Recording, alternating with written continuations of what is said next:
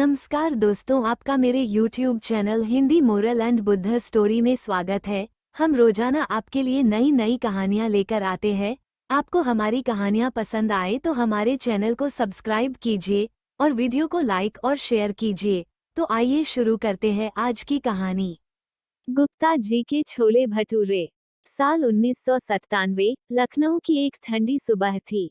धुंध छाई थी, पर गुप्ता जी के माथे पर चिंता की तपिश थी। हरिशंकर गुप्ता, उम्र करीब 42, एक फैक्ट्री में अकाउंटेंट का काम करते थे, पर आज उनकी जेब में ताला पड़ा था। फैक्ट्री ने छंटनी की और वो भी उसी लिस्ट में थे। अब क्या करेंगे? पत्नी शारदा ने पूछा, पर वह जानती थी, जवाब उनके चेहरे पर लिखा था। सोच रहा हूँ, जो छोले बनाता हूँ, लोग तारीफ करते हैं न, क्यों न एक ठेला लगा दूं। शारदा चौंकी। छोले भटूरे बेचोगे तुम? हाँ, उन्होंने सिर झुकाया। कर्म में छोटा बड़ा क्या होता है। उस रात शारदा ने अपना एक पुराना सोने का कड़ा निकाल कर दिया। ये रखो, इसे बेच देना, शुरुआत तो कहीं से करनी ही होगी। अगली सुबह गुप्ता जी साइकिल पर एक लोहे की बड़ी कड़ाही, गैस सिलेंडर और कुछ मसालों के साथ निकल पड़े। अमीनाबाद की एक कोने की जगह किराए पर ली, 10 रुपये रोज का। एक पुराना छाता लगाया और पहला ठेला लगाया। गुप्ता छोले भटूरे वाला। पहले दिन सिर्फ 2 ग्राहक आए। दोनों ने आधा प्लेट खाया। पर तीसरे दिन कॉलेज के 4 छात्र आए और कहा, अंकल, ये छोले दिल्ली के छोले से भी टक्कर देते हैं। गुप्ता जी मुस्कुरा दिए। उन्होंने भटूरे पलटते हुए कहा, बेटा, दिल्ली तो दूर है, पहले लखनऊ जीतना है। अमीनाबाद की उस छो गली में सुबह 7 बजे से ही हलचल शुरू हो जाती थी, पर गुप्ता जी की दिनचर्या उससे भी पहले शुरू हो जाती थी। सुबह 4 बजे उठकर सबसे पहले छोले भिगोना, फिर शारदा जी के साथ मिलकर प्याज काटना, मसाले पीसना और आटे में दही मिलाकर भटूरे का खमीर तैयार करना, हर चीज गुप्ता जी खुद हाथ से करते थे।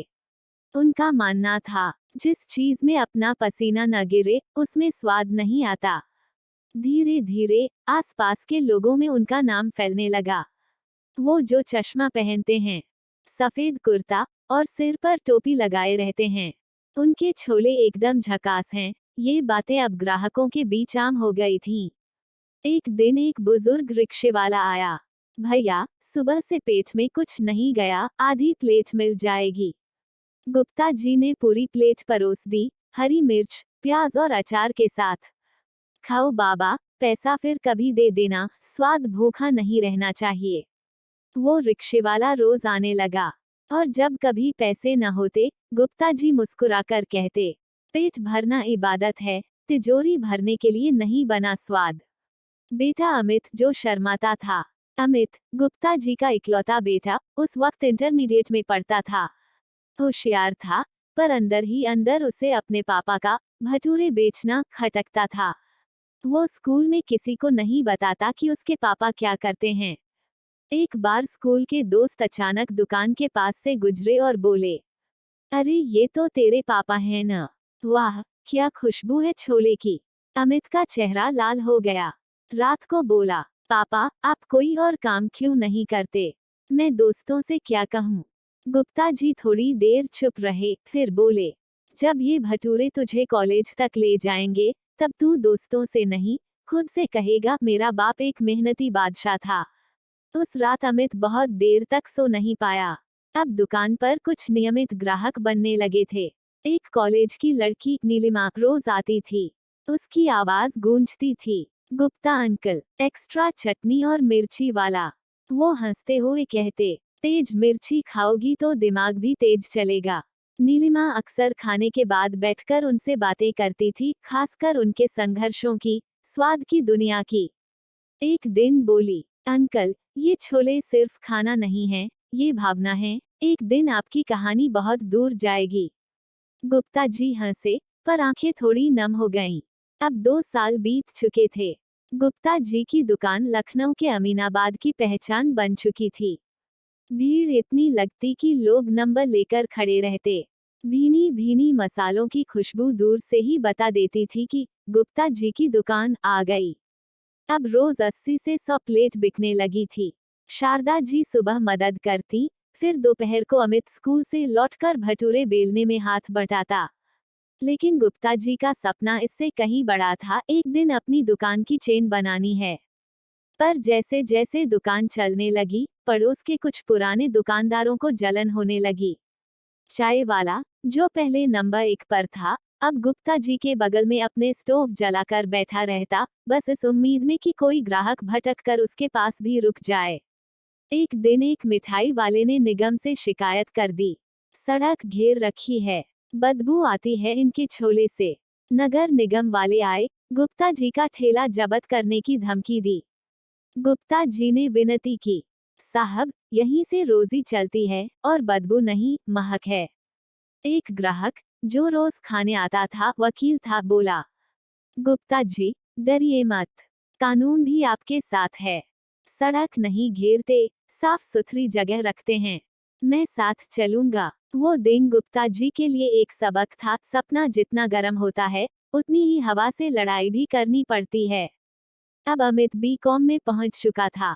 वह पहले जहां अपने पिता को लेकर झिझकता था, अब उन्हें देखकर गर्व महसूस करने लगा था। कॉलेज के प्रेजेंटेशन में जब लोकल एंटरप्रेन्योर सक्सेस स्टोरीज पर टॉपिक आया, तो उसने पावर पॉइंट बनाकर पूरे क्लास के सामने कहा, my hero is not Steve Jobs, he is Gupta ji, my father, my street food king. पूरा क्लास तालियों से गूंज उठा। अमित पहली बार पूरी दुनिया के सामने बोल रहा था, और वो भी सिर ऊंचा करके। एक दिन दोपहर को एक गाड़ी दुकान के सामने आकर रुकी। सफेद कुर्ते में एक सज्जन उतरे। आप ही गुप्ता जी हैं? जी हुजूर, मैं पांडे जी। मेरी बेटी की शादी है अगले महीने। 300 लोगों के लिए छोले भटूरे बनवाने हैं, स्वाद आपके जैसा चाहिए। गुप्ता जी चौंक गए। इतना बड़ा ऑर्डर पहली बार। अमित दौड़कर बोला, पापा, कर लीजिए, मैं मदद करूंगा, और ये हमारी पहली केटरिंग होगी। शादी वाले दिन गुप्ता जी ने अपनी पूरी आत्मा झोंक दी। बर्तन किराए पर लिए, गैस सिलेंडर और सहायक रसोइयों की मदद ली। पर मसाला, भटूरे का आटा और स्वाद वही उनका हस्ताक्षर था। जब मेहमानों ने खाने के बाद तारीफों की बौछार की, पांडे जी ने कहा, गुप्ता जी, आज तक इतना स्वाद हमने किसी होटल में नहीं चखा। उसी शाम अमित बोला, पापा, अब वक्त है, हम सिर्फ ठेले पर नहीं, पूरे शहर में फैलें। शादी का ऑर्डर गुप्ता जी के जीवन में ऐसा मोड़ लाया, जिसे उन्होंने कभी सोचा नहीं था। लखनऊ की गलियों से निकलकर अब स्वाद की सुगंध शहर के अमीर बंगलों तक पहुंचने लगी थी। अमित के दिमाग में एक आग सी जल रही थी। पापा, हम लखनऊ के पहले असली देसी फूड ट्रक बनेंगे, गुप्ता's छोले भटूरे के नाम से। गुप्ता जी थोड़े घबरा गए। इतना पैसा कहाँ से आएगा बेटा? पापा, मैंने एक बिजनेस प्लान बनाया है। बैंक से लोन मिल सकता है, और थोड़ा सा पैसा हमारी सेविंग्स से मैं मैनेज कर लूंगा। शारदा जी ने 2 जोड़ी सोने की बालियां निकाल दी। तुम्हारे पापा ने जो मेहनत से यह स्वाद बनाया है, उसे उड़ने दो। ये बालियां तो फिर आ जाएंगी। 3 महीने की मेहनत के बाद गुप्ता जी का पहला फूड ट्रक तैयार हुआ। चमचमाता स्टील बॉडी, एक और गुप्ता जी की मुस्कुराती तस्वीर, नीचे लिखा था, गुप्ता's छोले भटूरे, स्वाद में है परिवार। पहले ही दिन ट्रक हजरतगंज पार्किंग के पास खड़ा हुआ। अमित ने सोशल मीडिया पर एक छोटा सा वीडियो बनाया, जिसमें दिखाया गया कि कैसे गुप्ता जी 4 बजे सुबह उठकर खुद मसाला पीसते हैं और भटूरे बेलते हैं। वीडियो वायरल हो गया। लोगों ने लिखा, इमोशन जोर taste equals Gupta ji. This is not just food, this is legacy. कुछ ही हफ्तों में एनडीटीवी गुड टाइम्स की एक टीम गुप्ता जी के पास आई। रिपोर्टर ने पूछा, आपने ये सब कैसे किया? गुप्ता जी बोले, जिस चीज में ईमान और नमक बराबर हो, वो कभी बेस्वाद नहीं होता। अमित ने उनके बगल में खड़े होकर कहा, मेरे पापा मेरे लिए शेफ नहीं, शिल्पकार हैं, जिन्होंने स्वाद से भविष्य गढ़ा। इंटरव्यू ऑन एयर हुआ और फिर शुरू हुई फोन कॉल्स की बारिश। दिल्ली, मुंबई, पुणे से लोग पूछने लगे, आपका आउटलेट यहाँ कब खुल रहा है? अमित ने छोले का मसाला पैक करना शुरू किया, गुप्ता's सीक्रेट स्पाइस मिक्स के नाम से। लोगों ने घर ले जाकर खुद भटूरे बनाए, पर हर बार कहते, अंकल के हाथों का जादू कहाँ मिलेगा। ट्रक के साथ एक ब्लॉग भी शुरू हुआ, स्वाद जर्नल, जिसमें हर ग्राहक की कहानी, अनुभव और फोटो डाले जाते। गुप्ता जी कहते थे, हर प्लेट के पीछे एक कहानी है जो दिल से परोसी जाती है।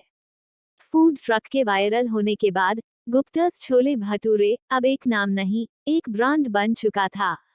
लोग अमीनाबाद के उस पुराने ठेले को देखने आते थे जहां से सब शुरू हुआ था। गुप्ता जी आज भी हर सुबह वहीं जाते थे, ट्रक और अब रेस्तरां के बावजूद। एक दिन अमित बोला, पापा, अब वक्त आ गया है कि हम अपना पहला रेस्टोरेंट खोलें, एयर कंडीशन्ड, डिजिटल, क्लीन, एक ऐसा स्पेस जहां लोग सिर्फ खाने नहीं, अनुभव लेने आए। गुप्ता जी मुस्कुराए, पर फिर कुछ पल चुप रहे। ठीक है बेटा, पर स्वाद में कमी नहीं आनी चाहिए। फर्श चमके या ना चमके, पर थाली में आत्मा होनी चाहिए। पहला restaurant, Gupta's heritage kitchen. Restaurant Gomti Nagar के एक अच्छे इलाके में खोला गया।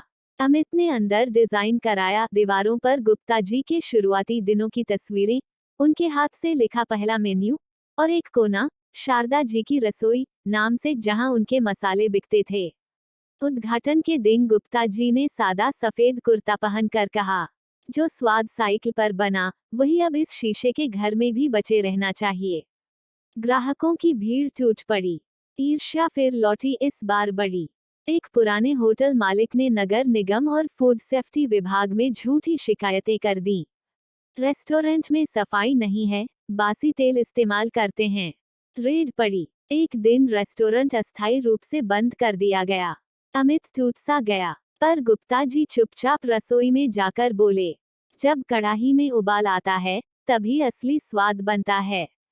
ये बस हमारी कहानी का नया पन्ना है। अमित ने सोशल मीडिया पर वीडियो डाला, गुप्ता जी चूल्हे के पास, और बैकग्राउंड में लिखा, सच्चाई परोसने वालों को डर नहीं लगता। हजारों लोग समर्थन में आए। कुछ ही दिनों में जांच में कुछ न निकला और रेस्टोरेंट फिर से चालू हो गया, पहले से भी ज्यादा ग्राहकों के साथ। धीरे धीरे गुप्ता जी की तबीयत लड़खड़ाने लगी। डॉक्टर बोले, ब्लड प्रेशर बढ़ा हुआ है, आराम जरूरी है। पर वो बोले, मैं भटूरे की आखिरी परत तक अपने साथ रहना चाहता हूँ। भले अब बेलूं नहीं, पर खुशबू में अपनी पहचान देखता हूँ। शारदा जी ने अब रसोई संभाली। अमित ने रेस्टोरेंट के 2 और आउटलेट शुरू किए, एक बनारस में, दूसरा कानपुर में। गुप्ता जी अब सलाह देते, पर हर ग्राहक के सामने खड़े होकर हाथ जोड़ते थे। वक्त एक ऐसी रोटी है जो ठंडी भी हो जाए, पर उसका स्वाद याद रह जाता है। गुप्ता जी की उम्र अब 67 के पार जा चुकी थी। शरीर थकने लगा था, पर आत्मा अभी भी भटूरे की तरह फूली हुई थी, गर्म, जिद्दी और स्वाद से भरी। रेस्टोरेंट की 3 शाखाएं अब सफलतापूर्वक चल रही थीं। हर जगह अमित ने एक कोना बनाया था, गुप्ता जी का तवा, जहां वही पुराना लोहे का तवा रखा था, जिस पर सबसे पहला भटूरा फूला था। एक दिन एक चिट्ठी आई भारत सरकार की तरफ से। पद्मश्री के लिए नामांकित किया गया है श्री किशनलाल गुप्ता को, भारतीय पारंपरिक खानपान के क्षेत्र में उत्कृष्ट योगदान के लिए। अमित की आंखें नम हो गईं। जब सम्मान समारोह में गुप्ता जी को स्टेज पर बुलाया गया, उन्होंने माइक पर सिर्फ एक लाइन कही, मैंने सिर्फ खाना नहीं परोसा, मैंने हर प्लेट में इज्जत परोसी है। एक शाम गुप्ता जी ने कहा, अमित, आज एक प्लेट खुद के लिए बनाओ, मेरी रेसिपी से। अमित ने पूरी श्रद्धा से छोले बनाए, भटूरे तले। गुप्ता जी ने पहला कौर खाया, मुस्कुराए और बोले, तारांकन, अब मेरा स्वाद तुम्हारे हाथों में आ गया है। फिर कुछ पल बाद आंखें मूंद लीं। वो रात चुप थी, और अगली सुबह लखनऊ की गलियों में सिर्फ एक ही खबर थी, गुप्ता जी नहीं रहे, पर उनका स्वाद अमर हो गया है। अब अमित रेस्टोरेंट्स को गुप्ता's रसोई स्वाद की विरासत के नाम से चला रहा है। हर प्लेट में एक छोटा कार्ड होता है, जिस पर लिखा होता है, यह स्वाद गुप्ता जी की आत्मा से पका है, इसे भूख से नहीं, सम्मान से खाइए। शारदा जी अब खुद महिलाओं को ट्रेनिंग देती हैं। मेरे पति की रसोई अब हर घर में होनी चाहिए। अमित के बेटे आरव अब रसोई में खड़ा रहता है, और जब भी भटूरा तले, पूछता है, दादू की खुशबू आ रही है न पापा? अमित मुस्कुराकर कहता है, हर बार बेटा, हर बार।